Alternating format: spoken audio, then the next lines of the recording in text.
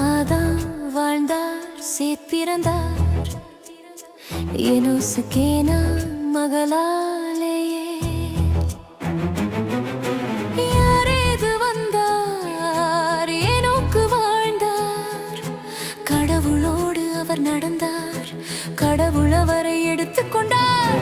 லாமேக்கு மகனுக்கு நோவா என்று பெயரிட்டார். மண்ணில் மனிதர் செய்யும் தீமை பெருகிற்று, உள்ளத்து எண்ணம் எல்லாம் தீயதானது. ஆண்டவர் உள்ளம் வருந்தினார், நான் படைத்த மனிதரை அழித்து விடுவேன் என்றார்.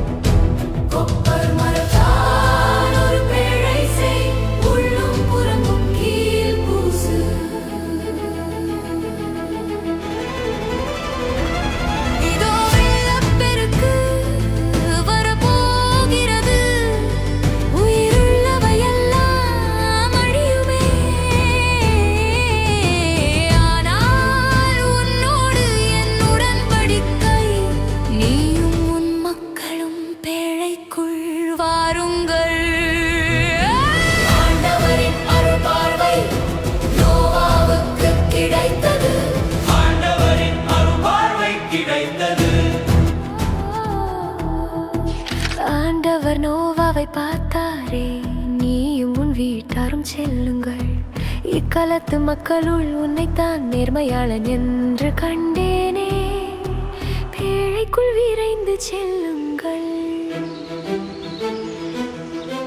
கட்டளைப்படியே விலங்குகள்